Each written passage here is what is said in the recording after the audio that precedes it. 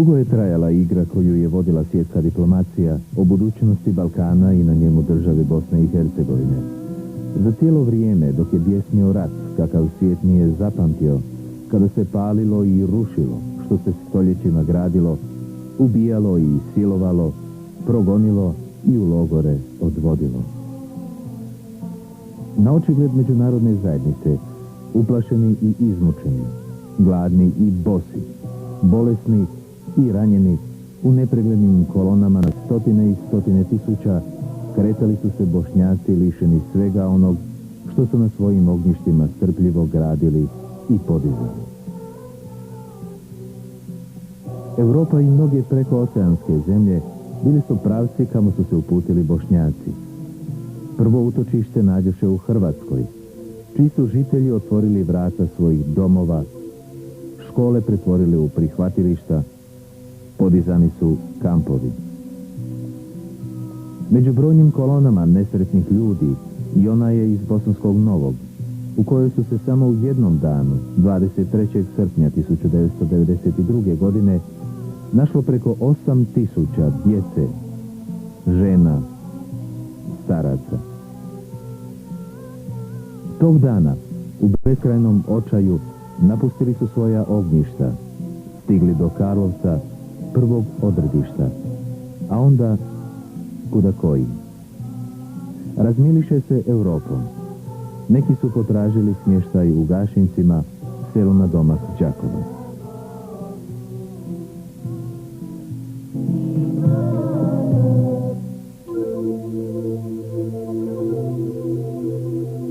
Ovo je priča o našem junaku, Huseinu Hodžiću, imamu iz Bosanskog Novog, o ljudima koji su dolazili i odlazili. Husein Hodžić ostao je dosljedan svojoj odluci da se svim svojim bićem stavi na raspolaganje unesrećenim stanovnicima izbjegličkog kampa.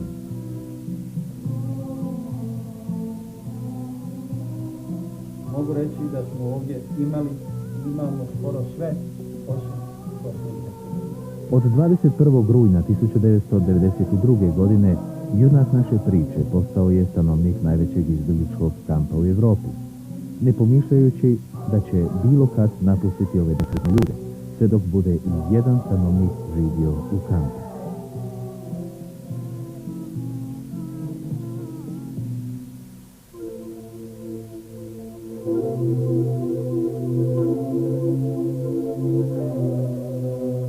Na putu za Gašince pratila nas i kiša.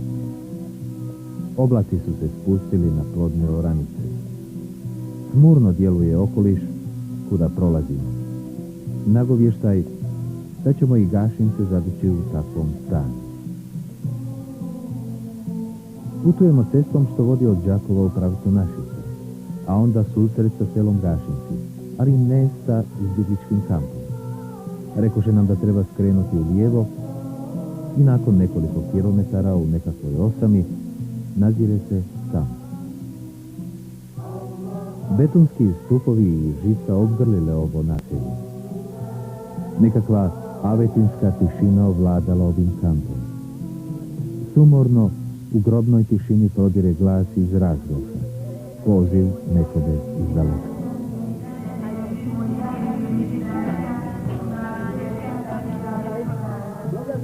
Kućice lijepo raspoređene, jedna do druge, djeluju idilično. Ali kad snijeg ovlada ili kad ljeti pripekne, od te idile ne traga. U tjeskobnom prostoru poredaju se ko štruce nesretni Bošnjaci, leže jedan do drugog, kao da žele kazati kako su snažniji kad su jedan uz drugog. Tješe tako jedan drugog, obilaze jedni druge, žive kao jedna golema obitelj. No, kućica broj 8 okovana je bolnom tugom. A kako i ne bi kad u njoj sa snahom i unukom živi majka, Arifa Garibović iz Trnopolja kod Prijedora. Godina rano je prva dan za svoju djecu, ne znam, gdje sam god poruke slala džabe. Ne, ni od koji nije. I tako živim u nadi, a Bog zna najbolje. Izgubila je 6 sinova. Ništa o njima ne zna. Eto, Bog ti da. Zaštine reda nije nikako, nemamo svoje kuće, nemamo tate, Kuće, nemamo tate. striceva, nemamo nikog, samo imamo mali. Stričova nijemo. Svu strahotu ovog sramnog rata doživjela su djeca. U Gašincima mnogo je djece bez roditelja koji su nestali u suludom ratu. Najbolnije što se o njima ne vodi adekvatna i potpunija evidencija. Dešavalo se vrlo često da ta djeca negdje odu, ali kada i kamo su otišla, to je nepoznato i imamu Huseinu Hodiću, kroničaru svega što se dešavalo i dešava u izbjegličkom kampu Gašinci. U mladosti svojoj, za vrijeme službovanja kao vjeroučitelj, sazidao je svojim rukama od temelja do krova 22 kuće. Uredio mnoge džamijske prostore. Bio je vrijedan poljoprivrednik, mane mu nije bilo. I tako zida kuće, zida sebe kao čovjeka koji je izrastao u velikana našeg domovinskog rata. U Gašincima Husein je bio djelatnik svake vrste. Prilike u kampu nalagale su ovom velikom humanisti da se uz redovni posao vjeroučitelja bavi i brojnim drugim poslovima. I uvijek je imao vremena da sasluša svoje izbjeglice, da im pomogne, da ih utješi, da im na džumi kaže da će se brzo vratiti svojim kućama. U ovoj jeseni, u ovim danima najsretniji smo i najradosniji smo od kad ovdje boravimo. Jer ratna i politička događanja u Bosni i Hercegovini i oko Bosne kazuju da ćemo se vrlo brzo vratiti. Što znači za ove nesretnike imam Husein Hodžić, ponajbolje se može razabrati iz riječi stanovnika kampa Gašinci. Pomaže ko se obrati, kome treba, mislim, savjetno i tako. Sve kaže, sve nas uputi kako treba, gdje treba se obratiti, no ništa da treba. Tu je dobro rekao imam. Prve riječi koje sam čuo u izbjegličkom centru Gašinci, čuo sam za Efendiju Huseina, čovjeka koji može sve u izbjegličkom centru. I ne samo to da može sve, nego čuo sam da radi i više nego što su njegove mogućnosti, ne obazirući se ni na vrijeme, ni na ljude, ni na otpore, ni na prepreke na koje nailaze. Samo sve najbolje može. Svakom krizu će susreti, svakom će dvojiti vremena, svakom će pomoći. Dok je saznao za me, pazi na me i pomogne mi, dadne mi kahve i para, jesu tako. Eto. Pomaže tako. Uzmi se obrati, Husein sve. Uzmi sve. Uzmi. Ne daju cigara. Da ćemo mi u Bosnu. Ovdje njegova Ne stara mora biti kuća. friška hljeba dan. I kakav je kao čovjek? Meni je vrlo odlično dobar. Imam je ta osoba koja pomaže, koja daje, jako puno daje, ali imam osjećaj da vrlo mu se malo vraća. Kako je god onaj borac na prvim linijama dao za Bosnu i Hercegovinu, mislim da imam kao Husein dao isto toliko. Čak možda i više, jer je stvarno radi i puno se zalaže da je našu domovinu jedinu Bosnu i Hercegovinu. Mogu reći da je suradnja izuzetno korektna, bez osobno mi je drago, jer je on, iako je on duhovni vođa na neki način, odnosno vjerski predstavnik, ali ima razumijevanja i za probleme, odnosno probleme izbjegličkog centra Gašinci, jer u svojem slučaju on sam živi ovdje i vidi sa kakvim su problemima susrećeni. Prema tome, od velike je pomoći bio i njegova riječ i mislim da je suradnja između mene kao voditelja ovoga centra i njega kao jedne osobe koja je tu po vjerskim pitanjima, znači hođe i mama, bila neprocjenjiva važnost ne samo između nas dvojice kao ljudi, nego općenito za dobrobit ovoga centra. Najavljuju nove uspjehe i u narednom periodu. Za Radio Bosne i Hercegovine U kampu nije bio potreban samo imam. I ja u ulozi imama i samo imamski poslovi zadaci ne bi toliko doprinio ako se ne dam, ako ne od sebe ne budem jednostavno dao više ljudima su bili, tim nesretnicima, tim ženama, toj djeci, tim starcima, tim izbezumljenim. Još u strahu bio je potreban da bude neko milijuna koje ne samo imam, nego daleko mnogo više, a to je ono sve što su potrebe iz njegovog svakodnevnog, javnog, kulturnog, vjerskog i drugog života. Prvog dana od postajanja kampa ukupno je do mog dolaska umrlo preselilo na 16 osoba, a do ovih dana ukupno je preselilo na 101 osoba. A kako su umirali, su se i rađali, samo se je rađalo daleko manji broj od nekog prosječno onih mirnih vremena, uzmimo razloge, znamo koji su tu, ali vrlo mali broj novorođenih beba. Vjenčani na šerijatski način, gdje u jednim momentima to šerijatsko vjenčanje zamjenjivali građanski brak, prilikom sklapanja porodica, po drugim zemljama, ovoj nas seriji to jednostavno tražio, druge zemlje su priznavale takve brakove. Sklopio sam tačno zapisnice, evidentirano postoji dokumentacija, tačno 106 brakova. Osunetili smo muške djece, malodobno, 120.000 nekoliko navrata, u domu zdravlja u Đakovu. Najtužnija strana života u kampu Gašinci su napušteni roditelji. Žive život koji nije dostojan čovjeka. U strašnom su psihičkom stanju. Potresne su njihove priče, a još teže vidjeti njihov pokušaj da vam što kažu, a ne mogu izustiti ni riječi. Tješi ih Imam Husein, obiđe ih svaki dan. Kako ste vi? Dobro. Ja ne pijem ništa. Ništa ja ne volim. A čuo? Samo ovako hoću da kaže lice kad poda Efendija. Jeste, dobro. Jesam kaže odmah. Ali nema mog života. Imao Bog da svoje djeci doći. Ješ? A jedan je ovdje u Zagrebu, Bog dao, jedan donjam stup, takav.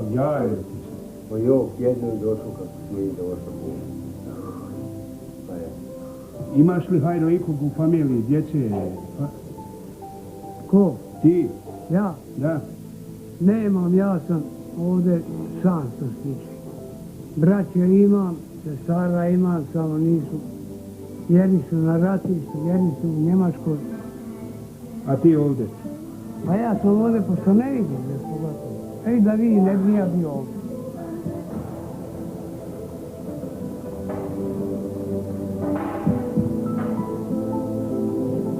Nije. Huseine, kakve što obavijesti?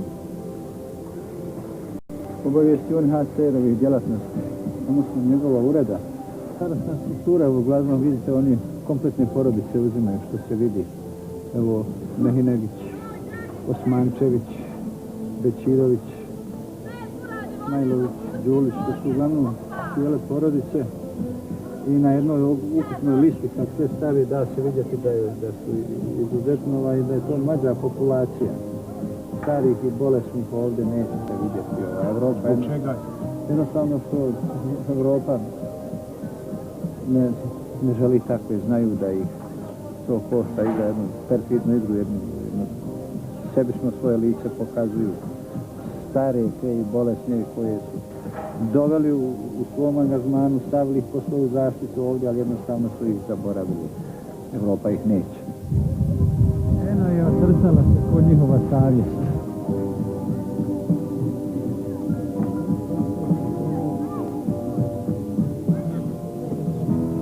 Republika Hrvatska i njen narod zaslužila je da joj se zahvalimo. To ćemo učiniti i sada i stalno ćemo to učiniti, jer nas je zadužila i nas i sigurno i naše potomke da ne zaboravimo ovo dobro koje nam je učinjeno.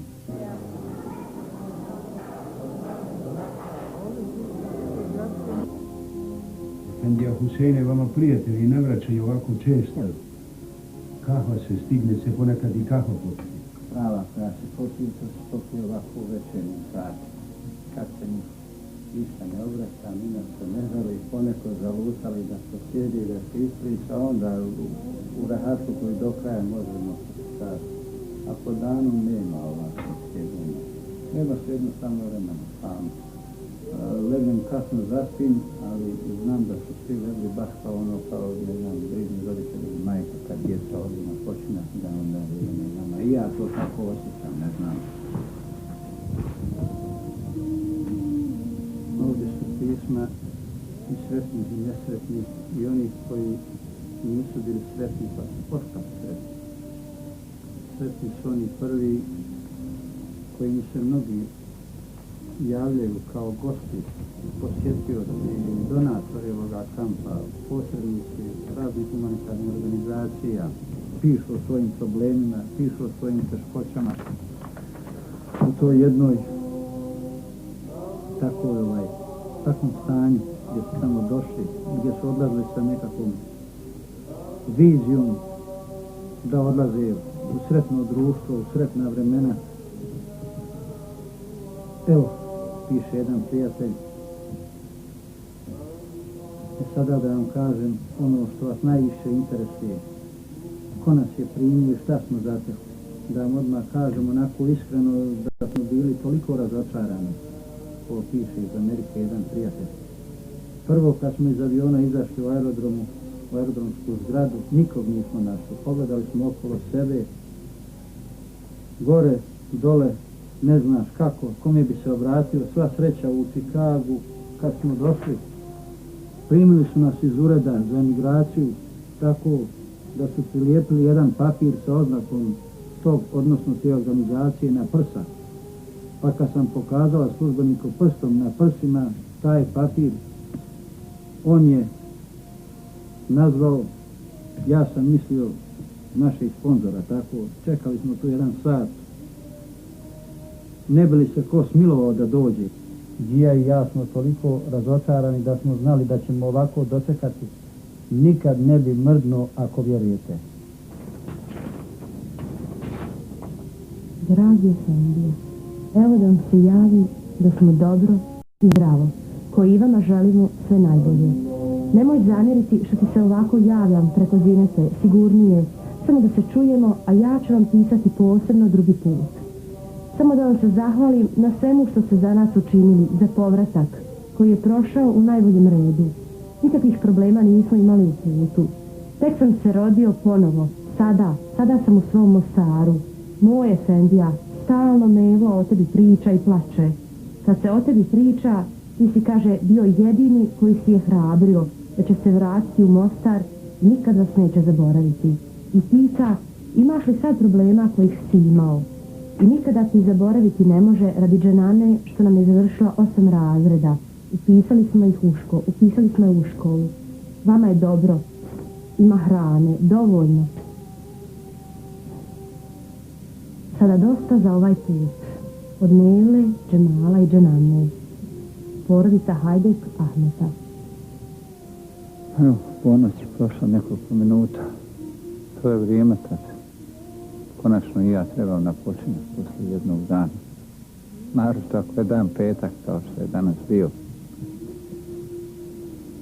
Tu je mnogo nekakve radnih zadataka koje jednostavno nisu urađeni u tome vremenu odmora kako je normalno vrijeme u radnim periodima, bez obzira što vikend ide za mene sutra radni dan, svaki današnji tako.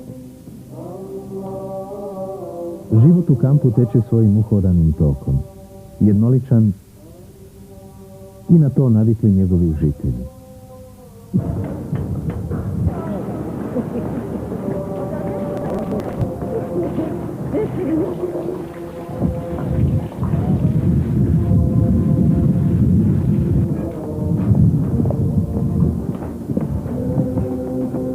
Gospođo, oprostite, kud ste krenuli vi? U WC, nemam ja vremena. A je li to WC vanije, nije u... Vani. Da. Pol kilometra. Ajde i svako dobro. Ja žurim, moram u tako. Svakodnevni stimulator mojih aktivnosti i djelatnosti. Bio je taj što sam nakon kraćeg boravka u Gašincima od par mjeseci osjetio da sam zadobio povjerenje stanovnika kampa. Struktura uprave kampa, u odnosima sa hrvatskim organima vlasti. Jednostavno postojali su preduslovi za jedan uspješan rad.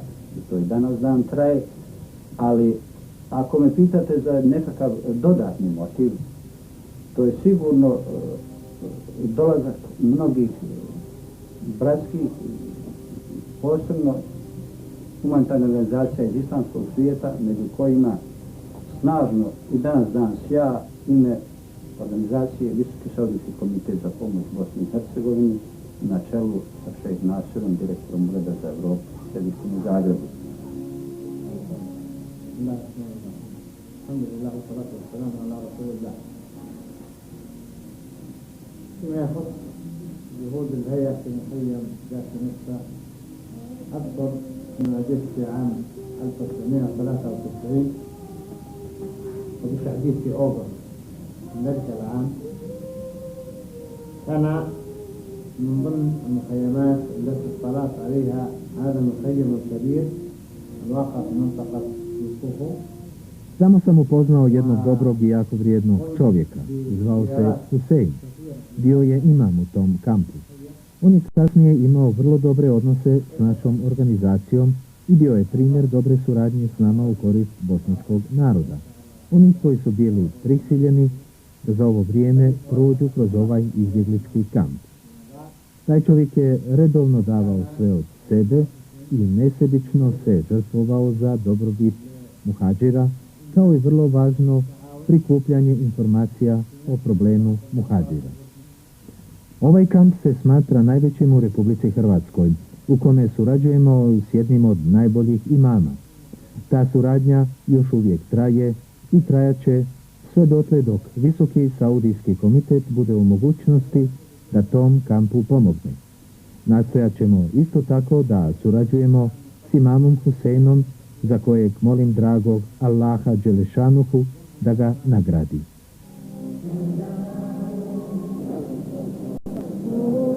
U ovim danima najsretniji smo i najradosniji smo od kad ovdje boravimo. Jer ratna i politička događanja u Bosni i Hercegovini i oko Bosne ukazuju da ćemo se vrlo brzo vratiti. Bez obzira na sve što je prošlo, bilo je jako lijepih trenutaka, istina, ali bez obzira na sve, želja mi je da ovaj narod se danas sutra vrate svojim kućama, ne da idu negdje dalje, nego da se vrate svojim kućama. Evo, ovih dana se nešto i radi po tom pitanju, koliko će biti uspješni, vidjet ćemo. Vrijeme odmiče, a povratak kućama postaje zbilja. To zna i Husein, a u posljednje vrijeme sve više razmišlja o povratku. Osjeća ovaj čestiti humanista potrebu vratiti se na slobodnu teritoriju, na područje gdje se nalaze njegove džematlije iz Bosanskog Novog. I odlučio Husein otići do svojih sugrađana i pomoći im u organiziranju života u privremenim prebivalištima. Na ispraćaju našeg junaka i Bošnjaka iz Srednje Bosne došli su svi oni koji će još ovdje ostati u iščekivanju prilike da i oni sa svojim zavežljajima u rukama krenu domovima svojim. Plaču oni koji ostaju, plaču oni koji odlaze. Zbog čega plačeš? Od radosti što idem u svoj Bosnu. Sretno vam. Hvala i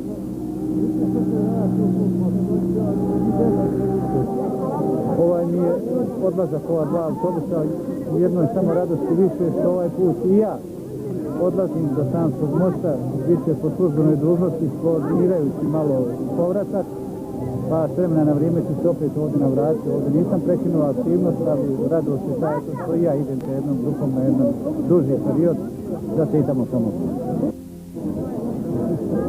Ne mogu da reknem da odlazim, ali odlazim jer ovdje ima još naroda i vratim. Za sve što je učinio, za brojnu armiju nesretnika, za cijelo vrijeme postojanja izbjegličkog kampa Gašinci, Husein Hodžić izrastao je u velikana našeg domovinskog rata. Boljih riječi za kraj o ovom velikom humanisti nismo mogli ni pronaći do poruke šejka Nasera iz Saudijske Arabije. Molim dragog Allaha Đelešanuhu da ga nagradi. Hvala ti, Huseine, za sve što si učinio za brojnu armiju nesretnika izbjegličkog kampa Gašinci.